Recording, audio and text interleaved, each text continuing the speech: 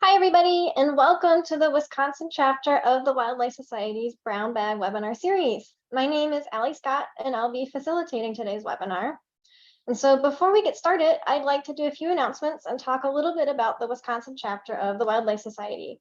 And so if you don't know, the Wildlife Society is an international nonprofit organization for students and professionals in the field of wildlife, natural resources, and conservation.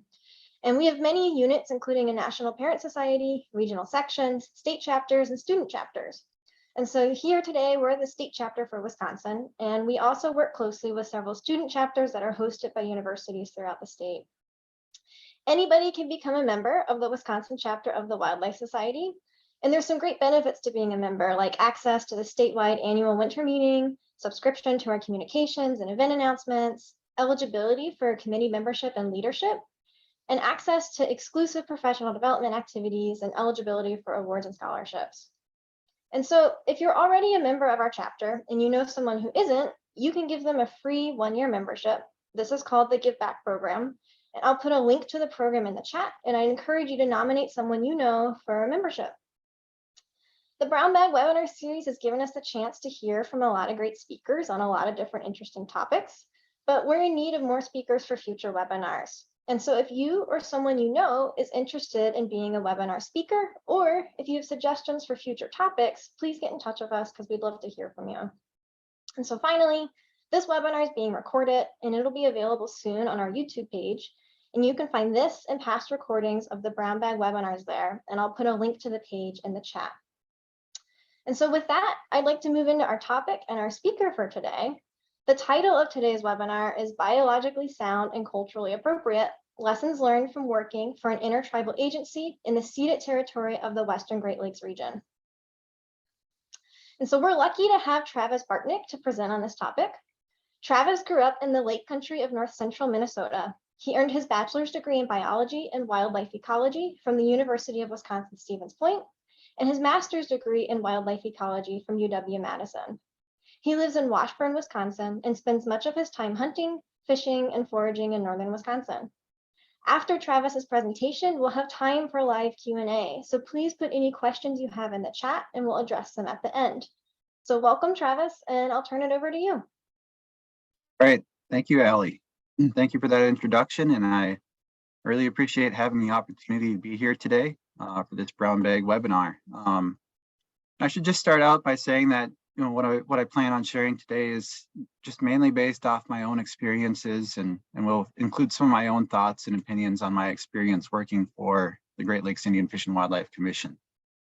So as Allie said, my name is Travis Bartnick, and I'm a wildlife biologist with the Great Lakes Indian Fish and Wildlife Commission. When I was first approached to put something together for this, it was a pretty open-ended offer just to kind of discuss some of the different things that I've worked on with GLIFWC over the years. I really wasn't sure how to put something really interesting together, but after I had a little time to give it some thought, I decided that perhaps just providing a couple of experiences or situations in which I was able to learn more about how GLIFWC is a unique workplace compared to maybe some other natural resources agencies. And maybe that would be a good thing to cover, since many people aren't familiar with GLIFWC in the first place. I mean, I've even run into folks who've lived up here in northern Wisconsin their entire lives, and when I tell them I work for GLIFWC, sometimes they're not even aware of what GLIFWC is. So I did see, looking back at some of the past talks with this series, I noticed that Jonathan Gilbert had been a speaker speaking on tribal treaty rights and tribal sovereignty. And so I probably won't get too far into that topic in particular, but I will like to start off with just a little brief introduction about what GLIFWC is. So the Great Lakes Indian Fish and Wildlife Commission is an intertribal natural resources agency, one of just a handful in the United States that deals with the implementation of tribal off-reservation treaty rights. And so GLIFWC member tribes, they all have their own set of rules and regulations pertaining to hunting, fishing, and gathering off-reservation, known as the Off-Reservation Model Code. And GLIFWC provides enforcement of those regulations with its own enforcement division. So there are GLIFWC wardens. And then GLIFWC staff, like myself, provide expertise in resource management and help support the tribes with the implementation of their off-reservation treaty rights.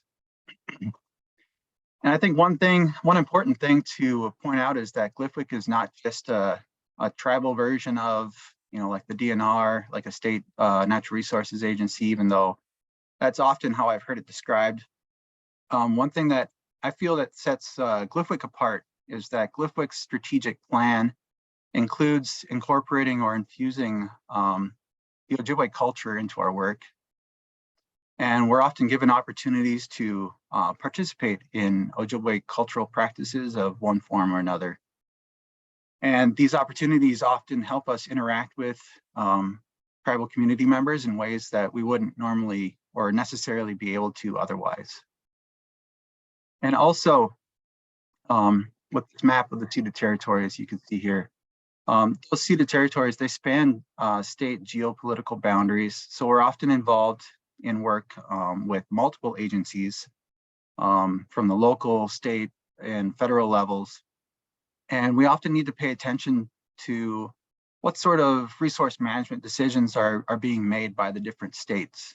For instance, I sit on a state species-specific advisory committees in both Minnesota and Wisconsin. I also sit on chronic wasting disease related committees and working groups in Michigan, Minnesota, and Wisconsin, as well as the regional and federal level. In fact, a few years ago, I was invited to provide testimony to the U.S. House of Representatives in Washington, D.C. regarding the threat of CWD to the tribes, tribal treaty rights, tribal sovereignty, and food security. One other thing that really sets GLIFWC apart is that those of us in like the Biological Services Division at GLIFWC often report directly to the Voight Intertribal Task Force. And this is a committee which is composed of representatives from the 10 Ojibwe tribal nations within the 1837 and 1842 ceded territories. And so this task force meets on a monthly basis and addresses any matters that, can affect the treaty rights of their community members. And each meeting is started off with opening prayers and smudging and drum songs and so forth, which is a really unique experience if you haven't participated in anything like that before. So I was hired as an ecologist initially with GLIFWC's new climate change program, which started in early 2015. Eventually, I transitioned into my current position as a wildlife biologist in late 2016, where my focus changed to pretty much all things related to deer, elk, chronic wasting disease. And I also oversee GLIFWC's invasive species program. So the first thing I want to talk about is pretty much the first project that I worked on as a new GLIFWC employee. And this was focused on developing a long-term phenology study on various plant species that had been identified as species of interest by tribal knowledge holders. And if you notice, I didn't say most important species. And that was a mistake we made early on, or that I made early on, was, when in trying to come up with this list of species to focus on and speaking with tribal community members, I made the mistake of asking, so what do you think is the most important species for us to focus on? But really, often when you ask a tribal member what species are most important, or essentially to rank those various beings by their importance, often the answer you'll get is that all the beings in creation are important in different ways. So besides having a few specific requirements within the grant proposal, the overall development and implementation of this study was largely up to myself and another newly hired GLIFWC ecologist, Hannah Ponchi. And so this was a photo that was taken shortly after we were both hired onto the program in early 2015. And so using our backgrounds, we were both trained under Western science. We dove into comprehensive literature reviews. We started looking at, regional climate change reports, climate change vulnerability assessments, and phenology study protocols. But most importantly, when we were starting to develop this project, it was when we started meeting with tribal knowledge holders and other community members who had spent their lives gathering plants for various cultural purposes. And I'll have more to share on that traditional ecological knowledge aspect of the project in a little bit. Oops, excuse me. So beyond trying to figure out exactly what species to target for the project, we also had to come up with where were we going to have these study areas? Where would they be located? We had a few restrictions, so they had to be on public lands. They had to be within a reasonable distance of our office in Odena, which on this map, the Band River Reservation is kind of right under where it says Treaty of 1842 there. And that's where our offices are located. And then it also had to be on lands where there weren't going to be any like major management on those lands, like so no logging operations, that kind of thing, so that we could, maintain and build this this long-term data set on the phenology of these certain plant species. And so one of the specifics in the grant was to have a study site in the Pinocchi Range, also known as the Gogebic Range or the Pinocchi Hills. And at that time, it was threatened by proposed mining operations. And so after digging around and learning more about land ownership and the layout of the public land in the Pinocchi Hills, I was able to find that there was an area known as the Pinocchi Range Biological Reserve Area, which was situated on Iron County forest lands, and it was within a half-hour drive of our offices. So we made a few site visits out there, and we did find some areas that we had a preliminary list of plant species that we were hoping to focus on based on some of our early interactions with some tribal community members and just going through speaking with other GLIFWC staff and so on. And so I worked directly with the Iron County Land Administrator. I informed him that we were going to be establishing this phenology monitoring site within that reserve area. And that all went pretty smoothly. Just another map of where that study area is located.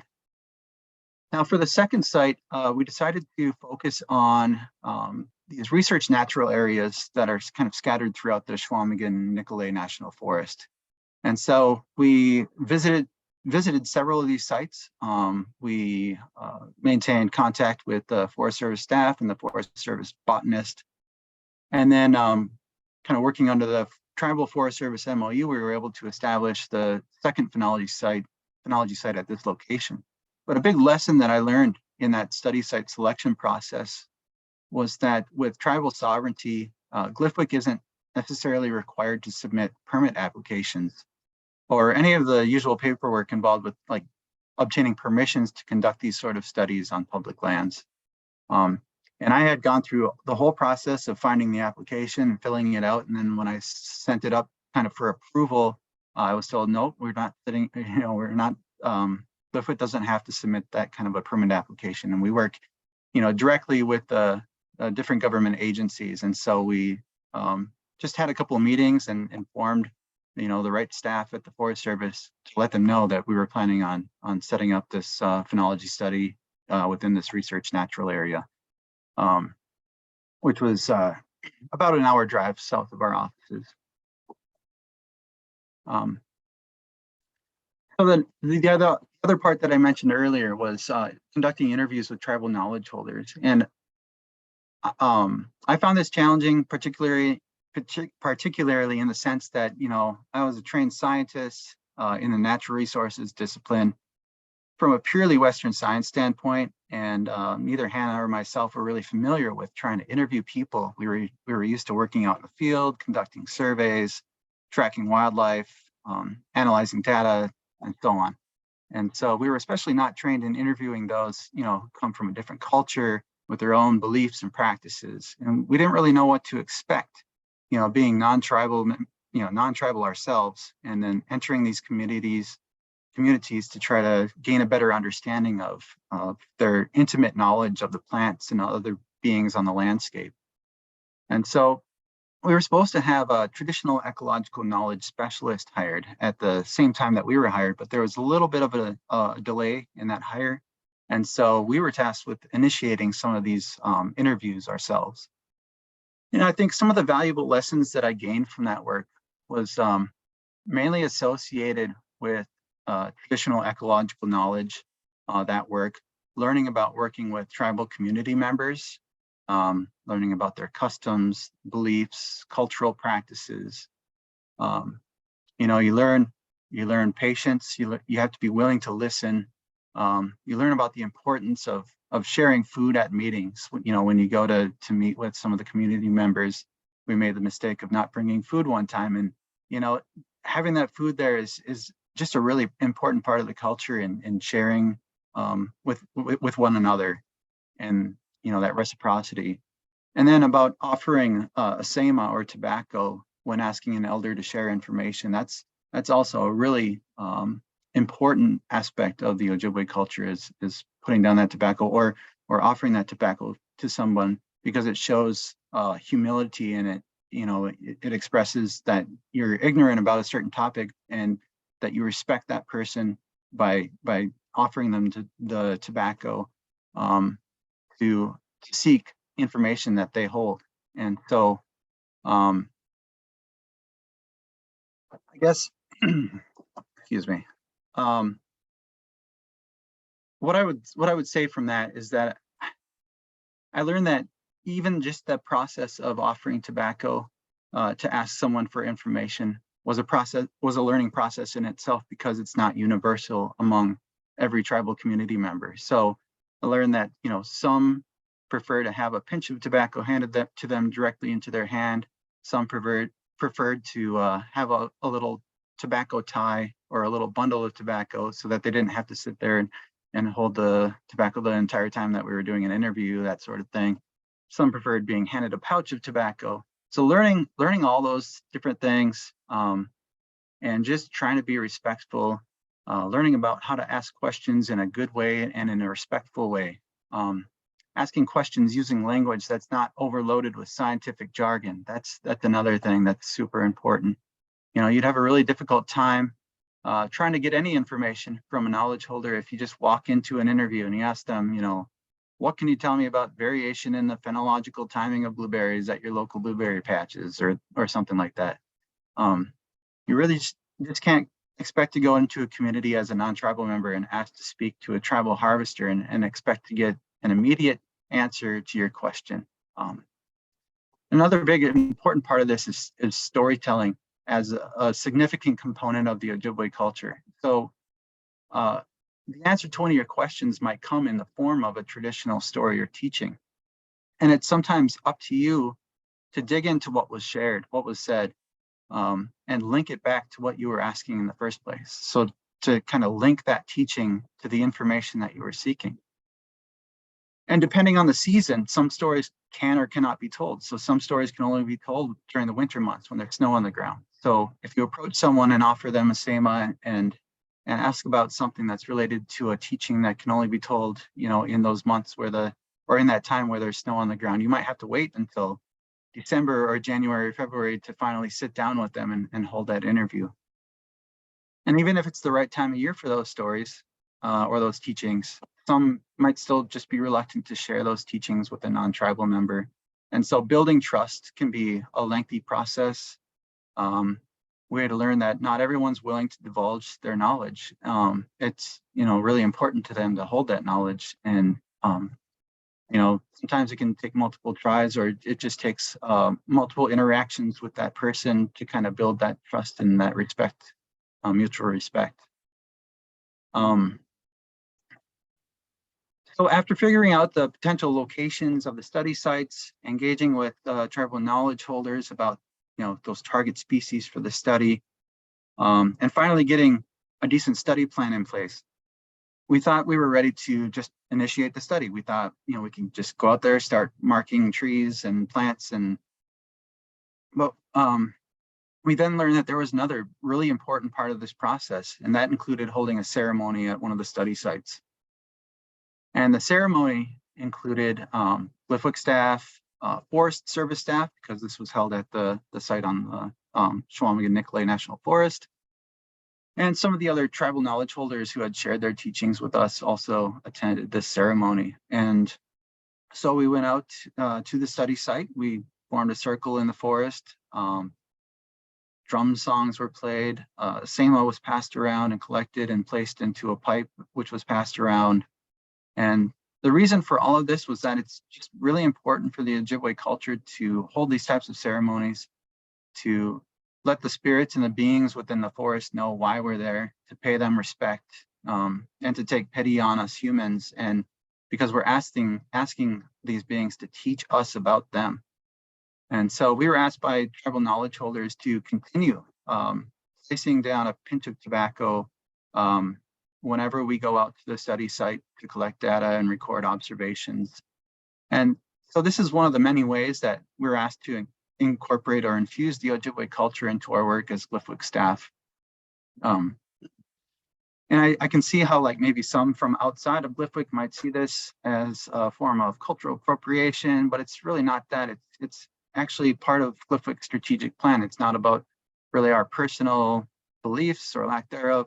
It's something that's asked of us from those who trust us to do our work in a good way and in a good manner. And it's important to those tribal community members who were involved in the early development of this work. I found that when I would go out there to lay down a bit of tobacco at the base of a tree upon arriving at the study site, just taking those few moments to sit there and to think about why I'm there and to ask the plants in the forest to teach me about them, it makes me forget like all that busy, noisy stuff happening back at the office, all the emails waiting for me, and all the other things going on in my life. And it just kind of forces me to take a few moments just to kind of be thankful for what I have and for having the opportunity to do this work in this wonderful and wild landscape up here in northern Wisconsin.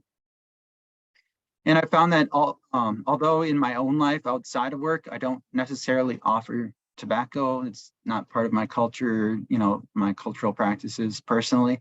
But when I do go out hunting and fishing or walking in the forest, I do like to just pause and take a few minutes to listen to my surroundings and listen to the birds and the wind blowing in the trees and listen to those leaves falling and from the trees in autumn. And I just like to take a few moments to think about why I'm there and what I'm doing. And it really helps me feel more connected to the environment and the ecosystem. And so I think that there's a valuable lesson there with that practice.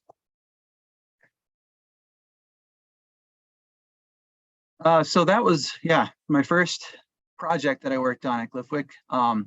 Fast forwarding a little bit, I want to talk a little bit about the return of elk and elk hunting to the ceded territory in northern Wisconsin. And so the Ojibwe tribes that exercised off-reservation treaty rights in 1837 and 1842 ceded territory in what is now Wisconsin have been important partners. The tribes have been important partners in the return of elk to this region, providing funding, providing staff with expertise, providing technical support. Tribal elders and knowledge holders have held welcoming ceremonies for the elk, back in 1995 when the first elk arrived, and then also when additional elk arrived from Kentucky in more recent years. So they've been involved in many different ways with the return of elk. And so when 2018 rolled around and the first managed elk hunt was being planned for that fall, the tribes knew that the quota was going to be fairly conservative. And with 10 of the 11 GLIFWC member tribes eager to participate in that elk hunt, it required a lot of discussion, contemplation, deliberation among tribal representatives to determine a culturally appropriate approach to engaging in the hunt. And so as a GLIFWC wildlife biologist focusing on deer and elk issues, I was asked to help coordinate some of those meetings and to hold various discussions beyond our more formal discussions at the Voight Intertribal Task Force meetings. And so eventually the tribes settled on and agreed on taking an intertribal ceremonial approach to the elk hunt. And this would mean that the tribes work together, come together at a ceremonial harvest camp and work together to fill those few bull elk tags that were available to the tribal members. And the tribes requested a location for the ceremonial camp. We didn't really know where this ceremonial camp would actually take place. And so I worked with some of my colleagues at GLIFWC, directly with some staff at the United States Forest Service, to seek out an appropriate location for the harvest camp. And so we worked under the existing Tribal Forest Service MOU for this process, and it required, reaching out to the Forest Service staff to assist us with finding a suitable location within the Chequamegon-Nicolet National Forest and within the Northern Elk Range, as you can see on the map there. Eventually, there were a couple of locations that were identified, and we brought those options to the Voight Intertribal Task Force, and they decided to go with the site that they've been using each elk hunting season ever since. It's just located outside of Clam Lake, Wisconsin. It's not a developed campground or anything like that. It's dispersed camping, and it has maintained openings, and it's right adjacent to a lake that often has wild rice, and so tribal members often harvest wild rice on that lake. So it just seemed like a really good spot, and it has worked out to be a really good spot over the years. So for the first 2 years of the elk hunt, the participating tribes paired up with one another. There were 10 interested tribes, and there were 5 elk tags available. So you get pairs of tribes. So you had 5 intertribal hunting groups and 5 bull elk tags, and so they all worked together. And they selected an extended weekend, like sometime after the legal start of their off-reservation elk hunting season, to hold an opening ceremony at that camp. And so I requested on, I worked on requesting public closure and drafting an operating plan with Forest Service staff, as well as arranging for things like, dumpsters and portable toilets to have on site for the opening ceremony weekend. And so typically the day that the hunters and other tribal community members arrived, we would hold an elk hunter orientation to speak with the hunters directly about elk history, biology, behavior, habitat use, rules and regulations, safety issues, biological sampling, a lot of things that are covered for state hunters by the Wisconsin DNR. We integrated into our tribal focused hunter orientation. And so each of the groups were then issued an elk permit, a carcass tag, and a biological sampling kit, which the Wisconsin DNR provided for monitoring the health of all the elk that have been harvested under the elk hunts. And following the elk hunter orientation, the opening ceremony would commence, and often a spiritual leader would be offered a sema to say a prayer, and that would be followed by drum songs, and they would smudge the rifles and feast the elk. And this would signify the official start to this ceremonial tribal elk hunt. And often the hunters would head out following this opening ceremony if there was still time in the day. And at the camp, there would be tribal youth, tribal elders participating in the camp. It wasn't really looked at specifically as an elk hunting camp. It's more like a general harvest camp where, they can exercise their treaty rights. They can go. They've brought youth groups down to go harvest wild rice at the same time that the elk hunters are out scouting or hunting. They've used it as an opportunity to harvest deer and other game, and then to, they've processed some of those deer at the camp and have used that as an opportunity to show the youth how to process deer and that sort of thing. And so this harvest camp has brought members of all of these different tribal communities together in ways that maybe they wouldn't normally come together. And the overall approach to the elk hunt, like I said, is ceremonial. So a big part of that is when a hunter places tobacco down, they're essentially obligated to harvest what elk presents itself. So it's not a trophy hunt. They're not about, trying to go harvest the elk with the biggest antlers. It's more about providing for the community. And then generally after the elk hunt, when the the last elk is harvested or we reach the end of the season, the tribes will host ceremonies to close out the elk season, to feast the elk and to share the meat among community members. And so the exact way that the tribes have participated in the elk hunt has changed a little bit from year to year since 2018. But the idea of gathering at this camp and inviting others from the community to harvest other treaty resources, to share stories, to participate in the ceremony, and to provide for the communities, those aspects of it haven't changed over the years. And I really don't foresee it changing much until we start, the elk herd really starts growing and we see higher quotas and more tags available. One aspect of the tribal elk hunt that I really learned from was in 2020 during the pandemic. That year, the Elk Advisory Committee, which I sit on with other biologists, was no longer restricted to follow the arbitrary 5% rule that was in effect the first 2 years of the hunt. And so the elk committee had recommended a more conservative bull elk quota of 6 elk instead of 10, as was done in the first 2 years. So 6 elk based on population estimates, population growth projections under various harvest scenarios, as well as concerns about age structure and the number of mature bulls in the herd. So when that recommendation was brought to the Natural Resources Board, the NRB unilaterally bumped it up to 10 bull elk, and that decision really didn't sit well with the tribes. And so there were a lot of other major concerns going on with the pandemic, but then to see the NRB make this decision against that biologically sound recommendation from the Elk Advisory Committee, it just added to ongoing frustration. And so the tribes did declare half of the available quota so that was 5 bull elk for that year. However, it was later decided that only 1 bull elk would be taken in a ceremonial hunt to reach that 6 bull elk quota that had been recommended by the Elk Advisory Committee.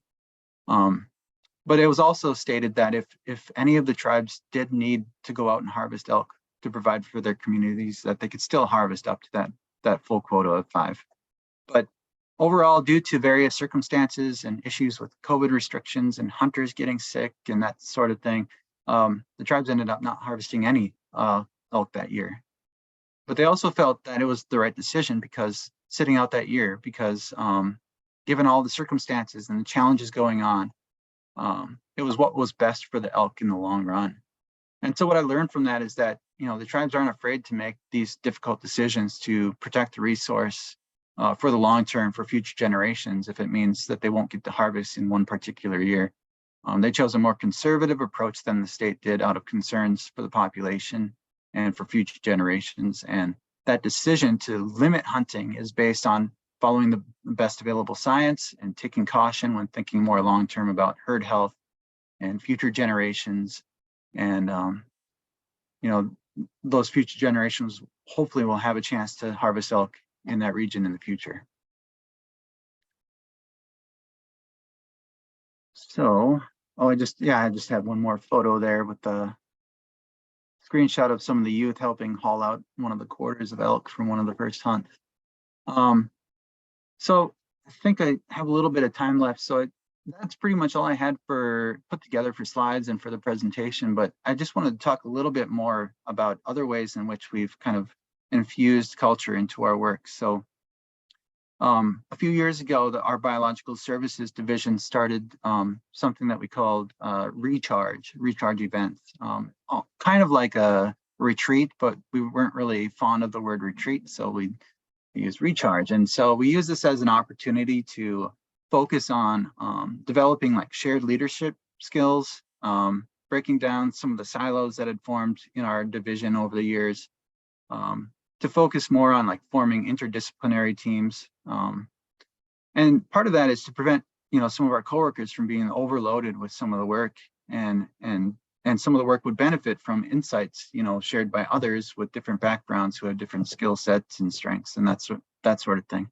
But also a part of these recharge events is we would often have tribal community members, those who have like really good skills in certain activities like going wild ricing or harvesting black ash. And so we've used that opportunity to meet with some of these very skillful folks to go out and to make ricing sticks or knockers, or to harvest black ash and to go through the process of pounding those logs to make ash baskets. One of those recharge events, we went out and we met with an expert, somebody who works with birch bark, an artist. And so he showed us the proper way of harvesting birch bark so that it doesn't harm the tree. And then we were able to use some of the birch bark that we harvested to make birch baskets. And we've had like trapping skills events and so on and so forth. And so that's been a really interesting part of working at GLIFWC. Something that I think, what we realize is that we work with all these tribal members who have all these just awesome skill sets in what they do, going out hunting, fishing, gathering. And there are some staff at GLIFWC who admittedly, aren't familiar with a lot of those activities. And so that provided us with this opportunity to not only engage with those tribal community members and to learn from them, but to build some of these skill sets ourselves. And then another way that we have opportunities to infuse Ojibwe culture is that we do have a traditional ecological knowledge specialist who has been offering language classes to GLIFWC staff. And so we do have those opportunities to kind of learn some of the language, at least as much as we can with our workloads. But I think that's been very valuable as well, because we can start integrating some of the Ojibwe language into like some of our reports and our memos to the task force and that sort of thing.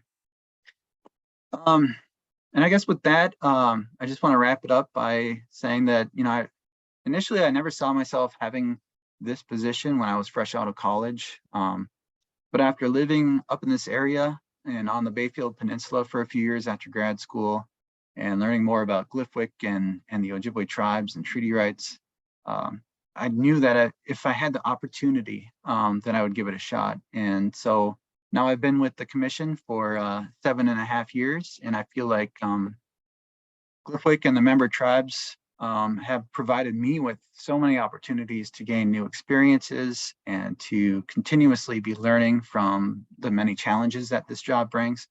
And I'm looking forward to seeing what challenges and learning experiences come in future years. So with that, thank you everyone, miigwech, and that's it. Travis, thank you so much for that wonderful presentation. It's really awesome to hear about all the work that you've been doing and what you've learned. And I want to open it up to questions from the audience. We have time for live Q&A. And so if you have questions for Travis, please submit them in the chat and we will answer them live. One thing that maybe I can ask to kind of get us started here is I really appreciated what you were talking about with some of the language and the terminology that came from your training in Western science not really being the right approach when working with these communities and for trying to describe the work that you're doing. And I wanted to know if you could speak a little bit more about the importance of not just how you're doing your work, but how you talk about the work that you're doing so that it's culturally relevant and appropriate for the communities. Yeah, it's so that's a really good question, and thank you for that.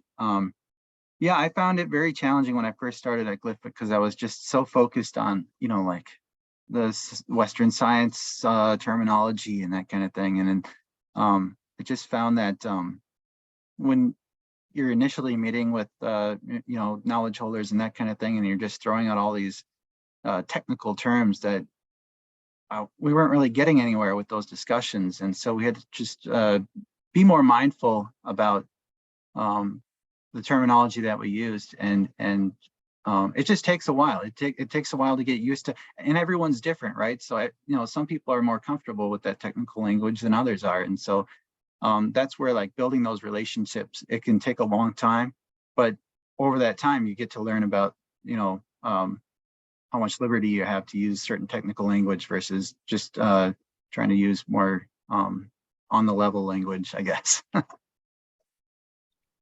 Thanks for that. Yeah. We have a question in the chat from Sam DeRoche, and it says, for us to create culturally appropriate experiences, historical interpretation and education at the Mead Wildlife Area, how do we get started with connecting with knowledge holders at the appropriate time? And at what point do we connect with them? My suggestion, and I guess it depends on if the person's asking about reaching out to members of the Ojibwe communities in Wisconsin. But our public information office at GLIFWC would be a good first start to reach out to them, because they have a lot of connections with the different tribal communities and can put you in touch with, essentially whoever you're looking to connect with. So I would start with the GLIFWC's public information office. And we do have a lot of resources on the website too, dealing with education and outreach and just kind of getting those relationships started and that kind of thing. Yeah, thanks for those resources. And I want to follow up too on the question of at what point to connect, because I think that often there can be times where maybe you've put a lot of work into a project, and then maybe as an afterthought, or maybe because you realize, oh, we haven't consulted anyone from a tribe or from a tribal perspective, they might try to go into those communities. And do you have any thoughts about when in a project it's appropriate to start talking to people? Yeah, I think as soon as possible. I mean, because like I said, sometimes building those relationships and finding the right connections and finding the right people within the communities, it can be a lengthy process. So, as early as you can start that process, the better. Yeah. Great, thanks, Travis. I'm not seeing any other questions in the chat. I do want to hang on for just a minute or two to see if anybody has anything else to add. But Travis, if there's any other thoughts that you wanted to make sure you share with this group, you can feel free to.